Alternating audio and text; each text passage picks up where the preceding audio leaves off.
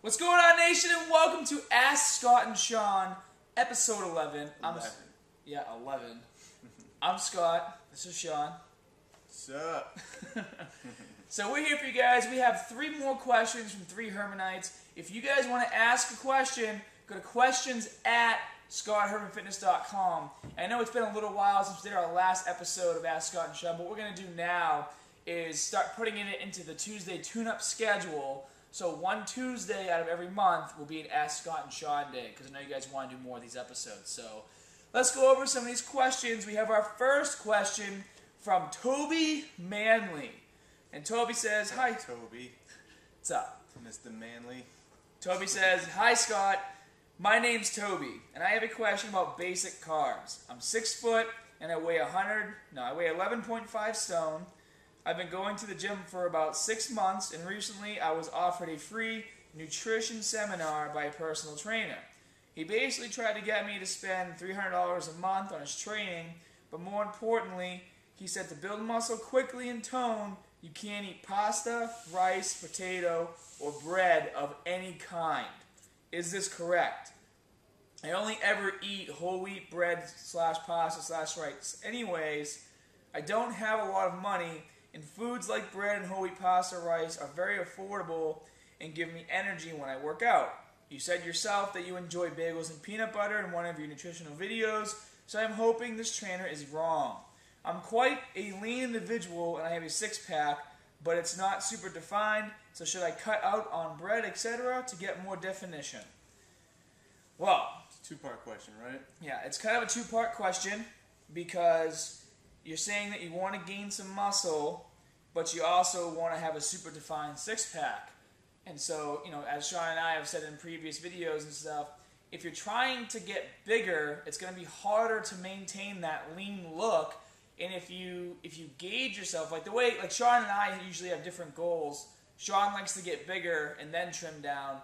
I like to get bigger slowly and stay lean. And actually, some of you guys noticed in my last couple videos that I've gotten bigger. And it's because I changed my meal plan a little bit, and I worked more towards putting a little bit of mass on, but not too much, because I want to stay lean. His head's still growing faster than his body, so it's okay.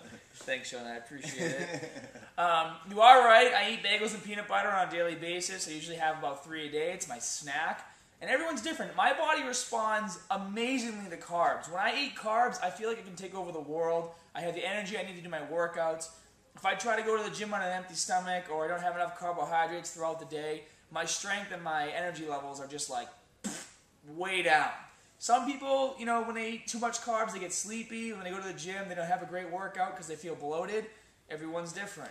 I watched a lot of Dragon Ball Z growing up, and they used to eat like champs before training, so that's kind of what I thought I had to do. It's just the way it works. So, Sean, do you want to... broke something. Sorry. So, he's asking a few different things. So he can't afford to buy like a ton of meat and other things. So he might want to look into some other sources of protein that also have carbs.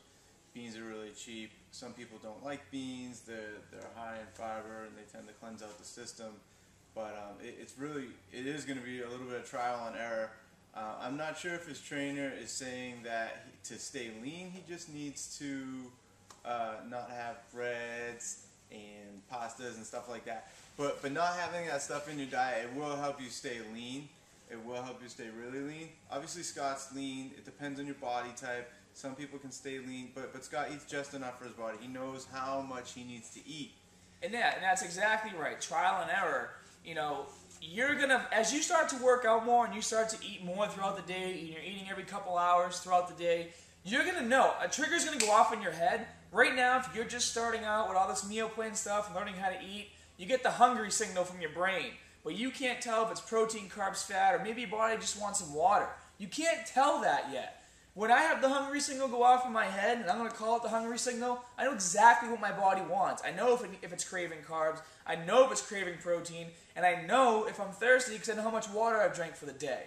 So you're not going to be able to absolutely tell until you get into this process. The problem is with a lot of trainers, I don't know this trainer, I don't know anything about him, but in my own experience, many trainers, they're trainers and they know the basics, and they kind of tell people the same thing: stay away from carbs, and they don't really know what they're talking about. And if the guy knew what he was talking about, he would have helped Toby and went in a little more depth and said, you gotta be, nutrient timing. Sean and I were talking about nutrient timing.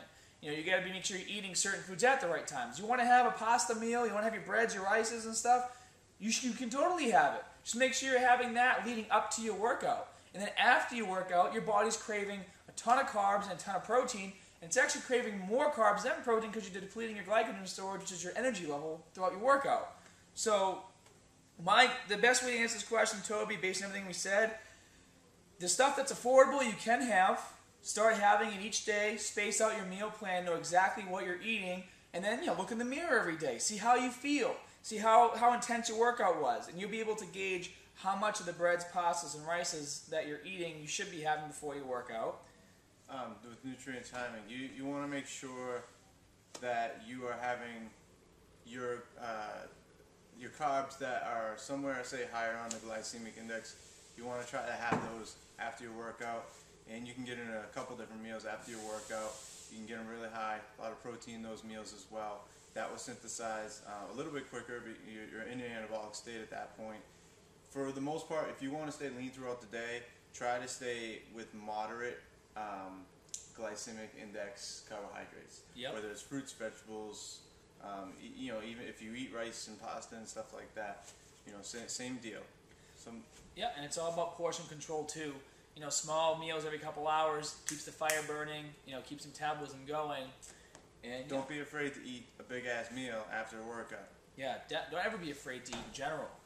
And that's another thing that happens is people hear things like what this trainer says: don't eat carbs, don't eat that, don't eat this. And then what people actually do is they undereat. And I was even doing it for a while. That's why I gained like 8 pounds in the last month. And the reason why I gained that weight was because when I went to do the AIDS Life Cycle ride, I was so worried about losing muscle mass because I'm pedaling a bike 545 miles, 8 hours a day for 7 days. So I was just like overloading on all kinds of good food as I drove across the country. And I kind of broke a mental barrier in my own head of how much food I can actually eat and stay lean with. And then my body just, swelled back up and absorbed all the food it was getting, and the muscles expanded, and I, gained 8 pounds. It wasn't like I gained 8 pounds of like muscle, it's just the muscles, they filled up. And now I'm bigger than Sean. Question 2. Shridhar is from Shridhar TM. Hey Scott, let me introduce myself first. My name is Shridhar, and I'm from Bangalore, India.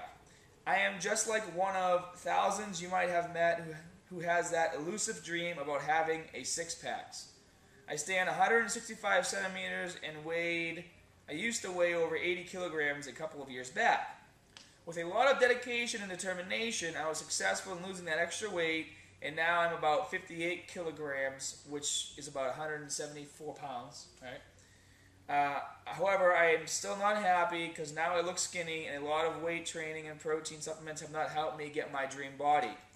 I am so obsessed with six-packs and have put my heart and soul and tried everything, but haven't reached to where I would want to see myself. I am in the verge of giving it up and just maintain whatever I have now. I want to put on some lean muscles. So here are my questions. I have like excellent peripheral vision. I can see everything you're doing. So here are my questions, and hope to get good directions from you. Okay, so he has a couple questions. He went from what, 174 to like... No, he went from like he went from almost like 280, I think, down. No, he lost 50 pounds, so he went from like 225 down to 174. Oh, I thought it was something else. But so his first question is... He's like 5'5"? Yeah, he's like 5 something, yeah. Shaking the whole thing. After losing weight, my muscle and skin is not firm, especially near the abs. So whatever I try, the definitions are not clear. And so we did the calculations to convert this stuff into pounds because it was in kilograms. So he basically lost 48.5 pounds. And from what I can understand, he's complaining he probably has some loose skin, and you can't really see the muscles popping through. You can't see much definition. And he's kind of you're not short, but you're kind of a short guy. you know, and you lost like 50 some odd pounds. Which is a lot of weight on a shorter frame. It is and it isn't. You know, people have lost more, some people have lost less, and they had worse results.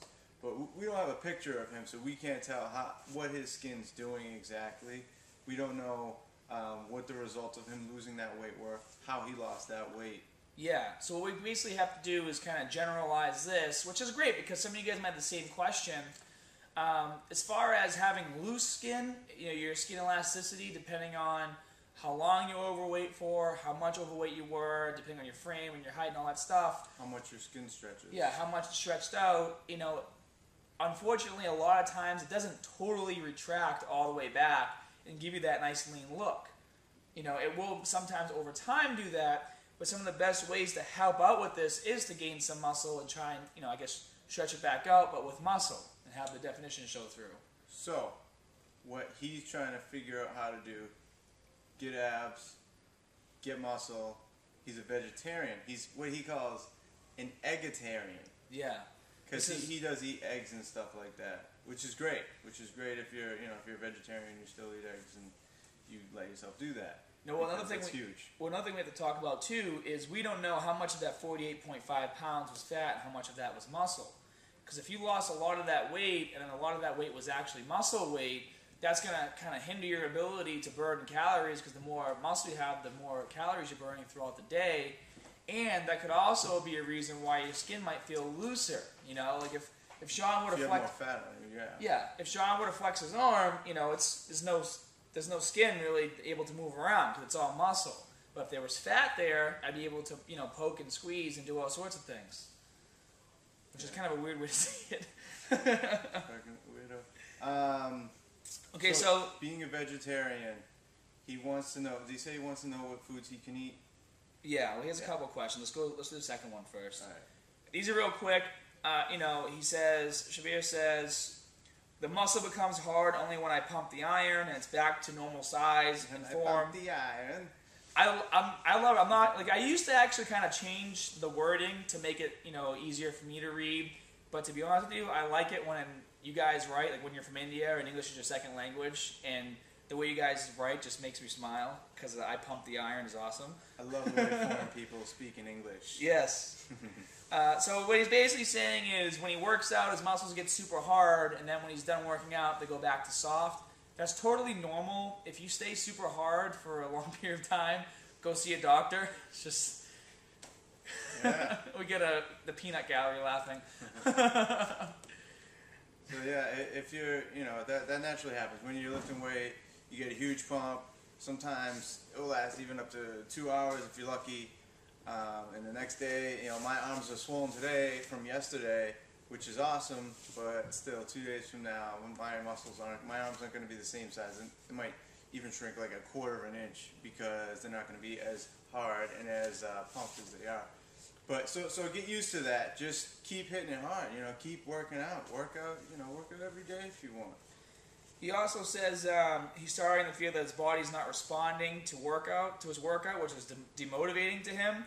That's easy. Change up your routine. We talk about this all the time on the Facebook community page. Change the order of your exercises. Add new exercises in. Just switch it up. The type of exercises, the type of workouts you're doing, everything. Intensity. You can change anything. Increase the weight. Experimenting.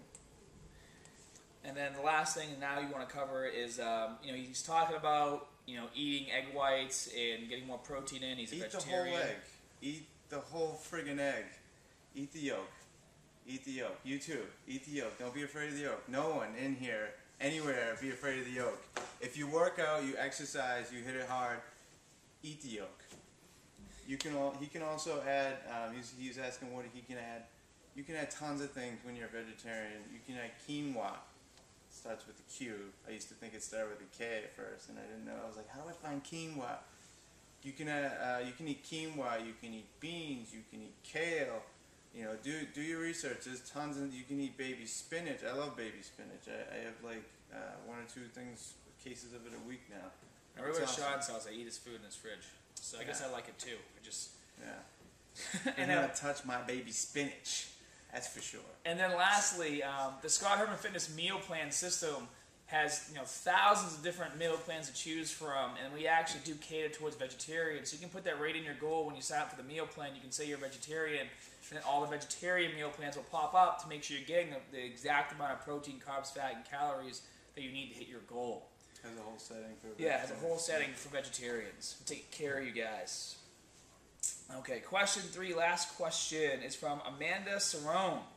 Scott and Sean, thank you guys so much for the amazing advice regarding workouts and meal plans. They really do make a difference. I've been working out since I was about 13. I started off with about a 30-minute workout a day, and then as I got older, found new exercises and found that working out longer gave me better results. My workouts lengthen to approximately 3.5 hours. Woo. In real life, when I'm not a student, we'll have a full-time job and hopefully a decent social life. Cheers to hoping. A 3 to 4 hour workout is not possible. I've asked my friends that are into fitness and Googled it multiple times what the proper workout length is. I don't know what sources to trust except you. Thank you, Amanda. That's the situation. My question for you is, what is the proper length of workout? That sounds a bit odd when saying it because it depends on intensity, but I need a time frame. Is there a proper amount of time to work out? I don't know. I need your guidance. I trust your opinions. Thanks, Amanda. Well, Amanda, there's different types of workouts. It depends on what you're trying to do. If you're doing, a circuit training routine, and your goal is to go in there, hit as many muscles as you can, and burn as many calories as you can, you kind of want to do like a non-stop workout. You want to do some supersetting. You want to combine. You want to fuse like your cardio training with your strength training. If you want to go in, do like a 12-minute cardio warm-up, and then go to the floor, your workout should take like 45 minutes, maybe an hour max on the floor. Because what you're going to do is you're going to be doing either some isolation exercises or some combination exercises, compound exercises, to basically try and work as many muscles as you can per exercise to hit the total body and get out of there. So some examples are, you might do like squat shoulder presses, so you're hitting upper body and lower body at the same time. You might do like some good examples of gorilla press. You can do lunge curls. You can do squat overhead extensions. You're basically combining lower body, upper body stuff if you can. If you can't, just pick 2 to 3 exercises per body part and then superset them together. There's tons of stuff you can do. Endless. If you go to the total body training section on ScarpandFitness.com or on the YouTube channel, we have one of the workouts we just re-released on the YouTube channel was Homeland Muscularity BA10 2010. It was a military-style workout, and it was a total body routine that takes about 45 minutes. Some of the routines that we put up, we say, you can get this done within 20 minutes. Some of the routines we put up, we don't give a time, but we give like a number of sets and sometimes a number of reps and stuff like that. And it may take some of you 45 minutes, an hour and a half, however long it takes, and that's fine. Mm-hmm. That's totally fine. I mean, in the past I've talked about trying to get your workout within 45 minutes. If you're trying to do like a bodybuilding type thing, here's the thing with doing bodybuilding is a lot of bodybuilders are focused on not burning any excess calories, but keep in mind a lot of bodybuilders train differently with a different intensity than most people, mm-hmm. with a much different goal. The goal is for aesthetics. It's not always for performance. So if you're training for strength, you need to take longer rest periods. You know what I mean? You may. I mean, if you do you can do a circuit with strength training in it, with like a intense strength training type of clean or type of bench or a type of squat that's within it, where you take no rest, but you're not really doing max weights. You're not like doing 1 or 2 reps. You can do that. Don't get me wrong, but most people don't do stuff like that.